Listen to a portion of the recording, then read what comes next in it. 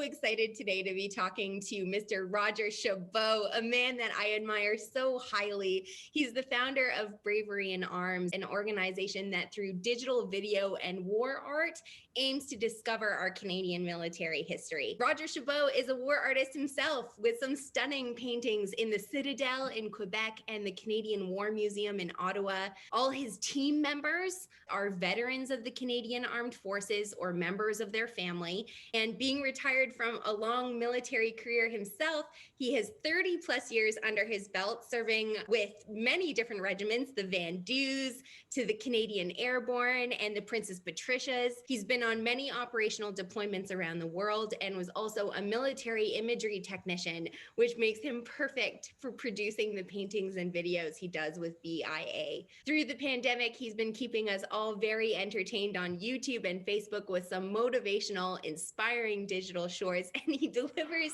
each message with such gusto and enthusiasm. His current project, BIA D-Day Dodgers of Canada 2021, will be a documentary series that will commence filming in the fall of this year to relive the extraordinary story of the 1st Canadian Infantry Division and the Canadian Armored Division during the Italian campaign of 1943 to 1945. He's currently recruiting sponsors to help bring this huge project to life. Roger so lovingly honors all of his sponsors, saying that anyone can be a guardian of the memory. We are all guardians of the memory when we engage ourselves in activities of remembrance.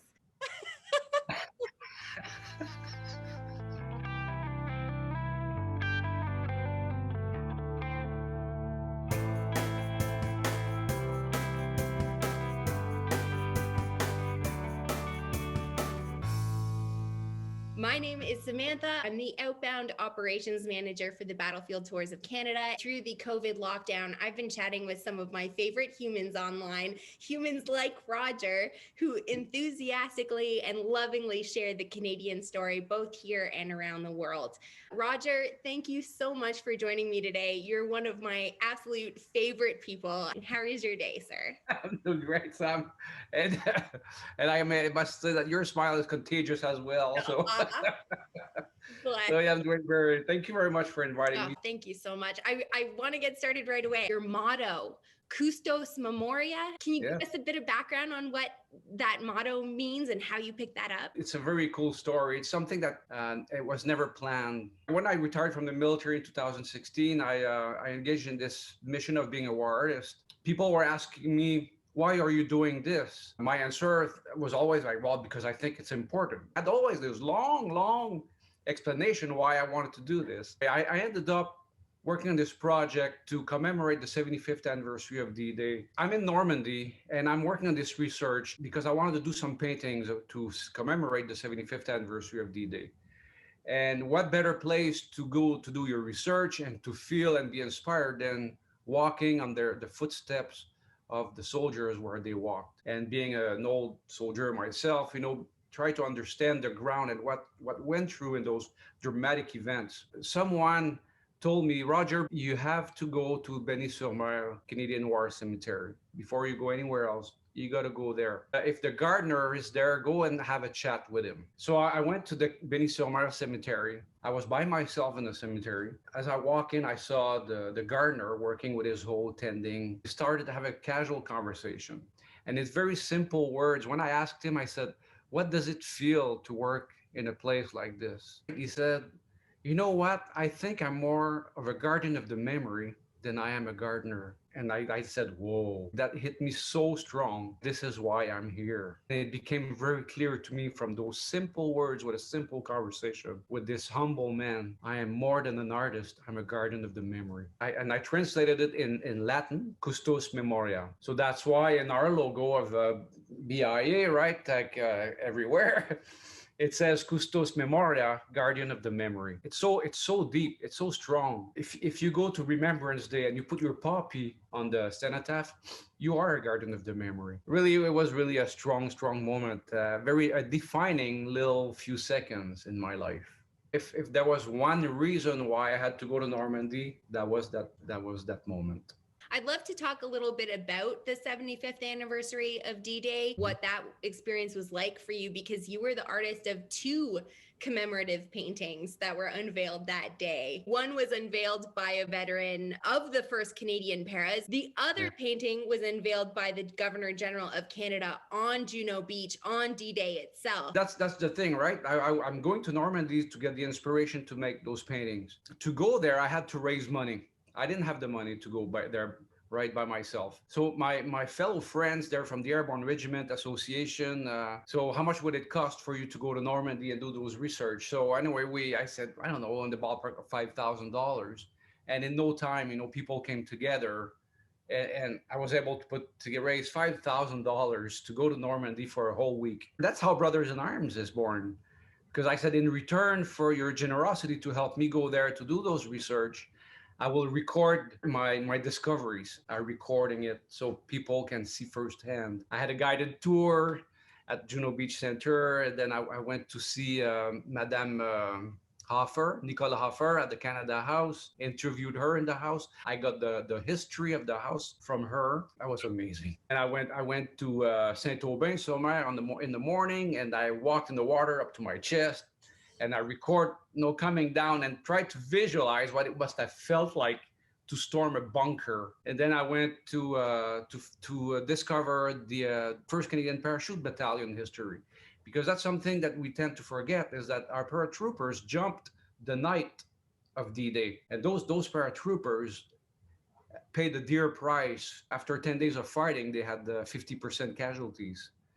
50%. I found where the drop zone was, and I went back at midnight and I walked the drop zone to find the DZRV. By doing this, I was able to really put myself in the moment, put myself in their boots. I had so many people over there that helped me, like Nicole Hoffer, Natalie Worthington with the Juno Beach Center, Mark Worthington, our husband, with the Pegasus Memorial Museum. I went, and all those people were guiding me and offered their time. When I came back home from that trip, I painted those two paintings. The Queen's Own Rifle storming Canada House. That's how the painting, The Liberator, came to life, right? And that's the painting, The Liberator, unveiled by the Governor General the morning of D-Day, 75th D-Day, in front of the beach, in front of the house. Like 2 days before I'm flying out I'm going back to Normandy with my paintings, right? To be there for the 75th. And Major Moody, he was the OC para company of Queen's Own Rifles. He calls me and he says, Roger, by the way, he says, guess who's going to be unveiling your painting? And I said, I don't know, you, the CO, commanding officer, General Holmes, He says, no. He says, the Governor General. How did you pull that one off, right? He says, no, I'm serious. What? It's impossible. I walked on the beach by myself, and I grabbed some sand from the beach. I mixed the sand with some varnish, and I applied some sand on the painting. And I'm thinking, now this painting is not only about the story, but it has a part of the ground. That painting now is at the officers' mess of the Queen's Own Rifles of Canada. There's another cool story about that, I gotta say. Oh? See that plane? I interviewed the pilot of that plane, Major General Richard Romer. He's still alive today. He's 100 years old. General Romer flew 135 missions in World War II. So he saw the troops landing on the beach. So I interviewed him and I got his story. And Richard Romer unveiled the painting with the Governor General on the beach. Really?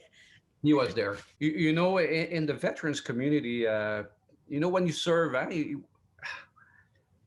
when you have served in uniforms for so many years, but you never get the military out of a person. Once you serve so many years, it's in you.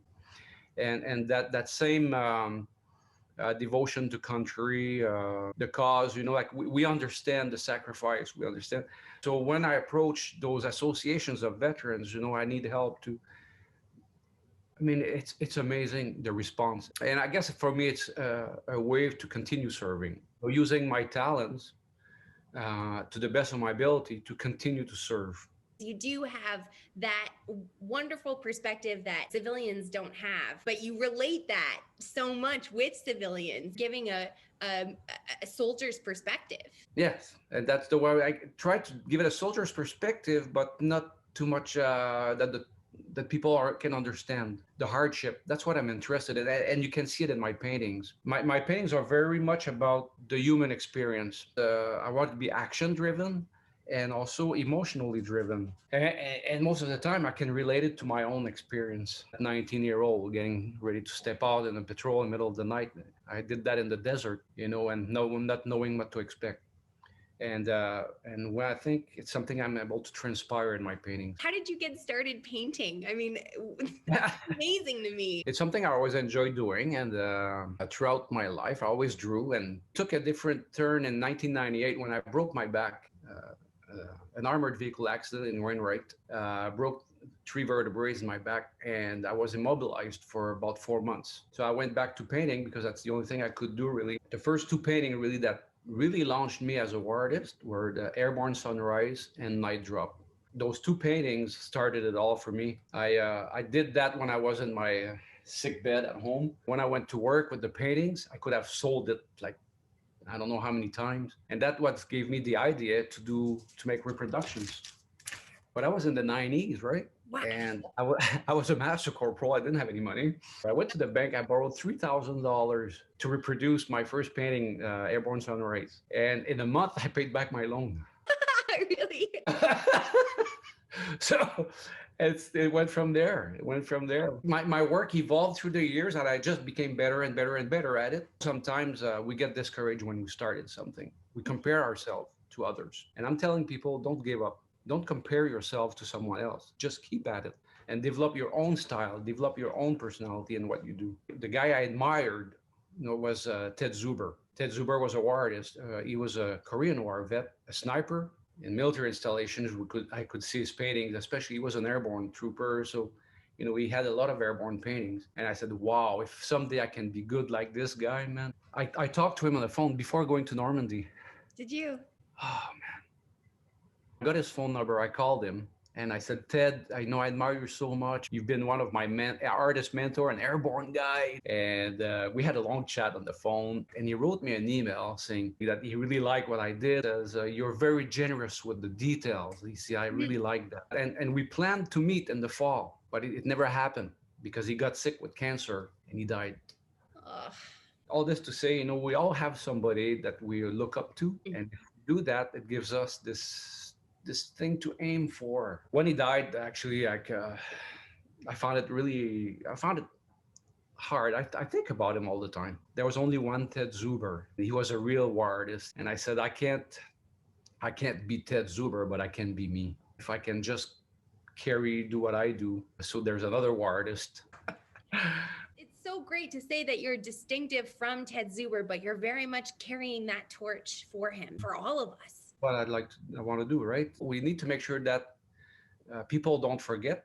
Actually, that more than that, I think we need to educate people because people just don't know. Mm-hmm. It's even more than remembering. The more I'm engaged in this, the more I realize we talk a lot about remembrance. 90% of Canadians don't have a clue of what their soldiers did during the war. Why do we have the quality of living we have today? People don't realize 1.1 million people served in uniform in World War II in a country of 12 million. It's almost 10%. It's something we have never seen since then. The reason we are we became so industrialized and so prosperous after the war is because of all this infrastructure that was built during the war, that we became a very strong manufacturing power. But we tend to either turn the blind eye and want to forget about this. I think we need to forget not only the soldiers, but their families who were behind them and the people. That whole generation that is dying of COVID today. Every single Canadian family, home front or otherwise, has a direct connection to this story. You bring it to life so well on your YouTube channel. Any video that you recommend we watch first? The last one of D-Day, when I unveiled the painting and I'm on the beach. If you watch that last one and then you go back to watch it from the beginning, and then when you're gonna go watch that last one again, you're gonna understand why I'm so emotional about it. Every one of them is special. Every one of them has a different story. I'd say the magic of BIA is that not everything is planned. We happen to be there because we're doing the right thing at the right time at the right place. By the way, we don't get paid to do that. And I work countless hours. I'm always into this. I tell my boys, I tell my boy, my team, if we do the right things for the right reason, things will happen. And we need to have faith and trust that things will happen. And sometimes, we don't telling you, like the project we're working on right now for Italy is like climbing Mount Everest. It's the biggest project. I'm putting this thing together. I'm putting it out of faith that it will be able to pull it through, and that people will come forward to help us. So far, we've raised 33% of what we need, and we're deploying in November. But when I arrived in Italy to film, it's me and my drone pilot, my good friend, Luc Gagnon. And then we're going to drive to Venafro, Italy. We get lost. It takes us like 4.5 hour drive to get there. My head wants to explode. I'm tired. We drove through Italy, get lost in the mountains. And our guide, Luciano Bucci, who's the director of the Winterline Museum, and I'm doing my first cohort meeting there with my team. And Luciano says, Roger, the gentleman sitting behind you with his son, it's Thomas McWilliam. Okay, cool.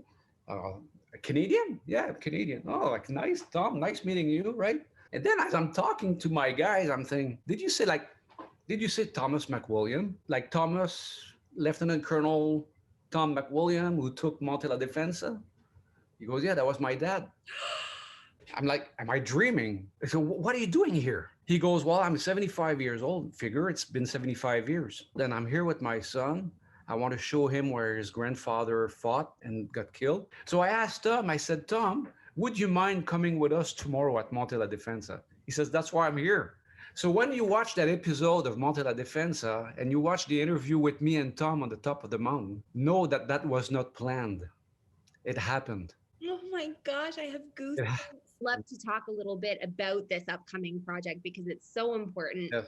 Why is the Italian campaign important to you, and what can we expect from this project? I never thought about doing the Italian campaign project until I was there in Italy. More and more I heard the Italians talking about the Canadians. Canadese! The more and more we spent time there, we heard the stories of what the Canadians did in Italy, and the Italians, how grateful they were to the Canadians. I'm like, wow, how come nobody knows about that? I don't care if it's not logic, but my next project will be to tell the story of Canadians in Italy. So now we're planning to go and film the documentary this year, and we're going to release it at the 80th anniversary of the invasion of Sicily. D-Day I did by myself. My wife told me, if you do that again, I'm going to kill you.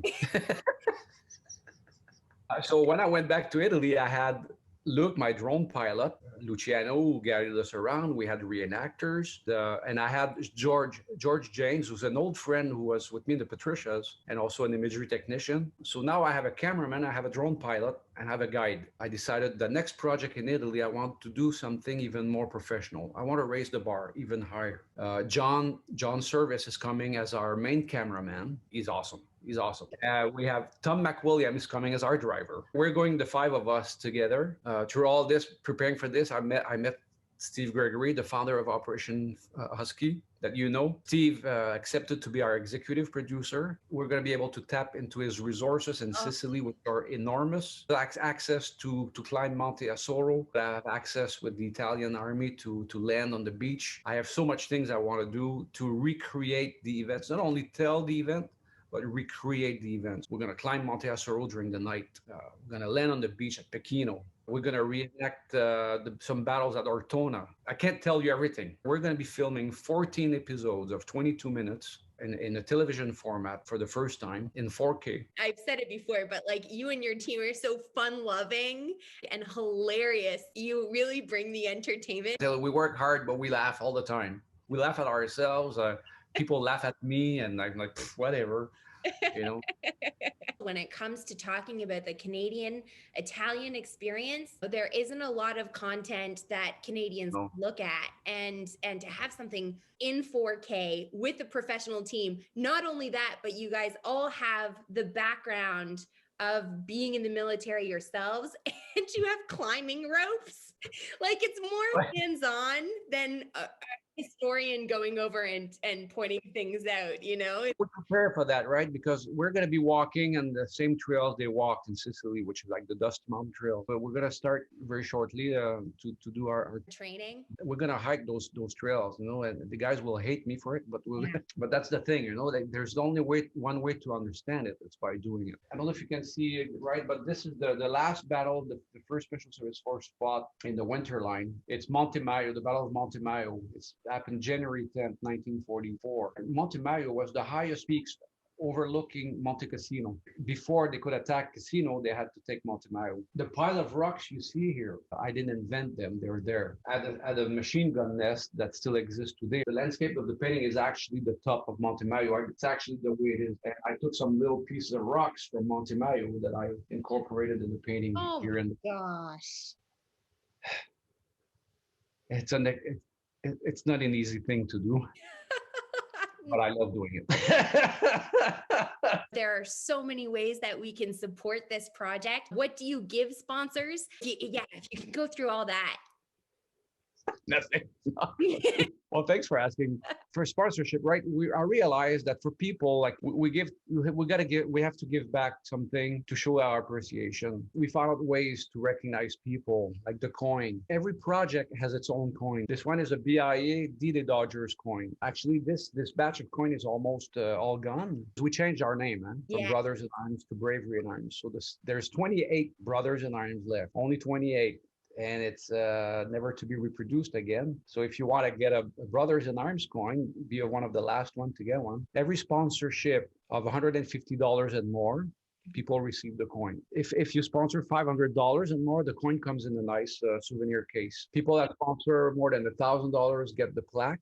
We recognize our sponsors, so your name appears at the end of each episode as the reason why we're there. You're one of the guardians of the memory who allowed us to be there. With the Nirenga Enterprise, we have just created a boutique online to help us again raise some money and give back in return. That's an agreement we have with the Nirenga. Basically, is giving us all the products at cost. The profit of every sale, Denis giving back to us. When you click on your website to go to the boutique, it'll show up all of your merchandise, but it also has links to all of the other wonderful things that he's a part of. And he's got a big boutique online, and he's got the Airborne boutique. He's got a lot of stuff. It's a good way to support us and support Denis at the same time. That's right. And get a really cool hat out of it. Yeah. And there's other perks. Go to the website and you'll find out the perks. What will this funding do for the project? We're going to be filming from the southern tip of Sicily all the way to the north of Italy in the Po River Valley, which is almost like 3,000 kilometers. So basically, the money we're raising is to cover all the expenses. Mm-hmm. We don't pay ourselves, but we pay our reenactors. You know, the Italians that come and will be giving time to us to help us over there. We want to be able to give them a little bit of something. Pays also for the perks we're going to bring over there to give to the Italians. Professional help also to edit, and that's not free. But what we do for free, but others know that we need to pay for services. So I do love your editing style, though. You can't help but chuckle, even if you're talking about something really difficult. We're keeping the same style. No worries about it. And there's other ways that we can support. Subscribe to your YouTube channel. We can like your Facebook. You're very, very active in all the ways that we need to be active in this lockdown. I'm telling you something right now. Let's do that. Let's tell everybody. Right now, we're at 437 subscribers on our channel. The 500 subscribers will get a t-shirt. Subscribe, hit that subscribe button. Woohoo! Thank you. Thank you so much. We're looking forward to everything you do. Thank you for everything you do too.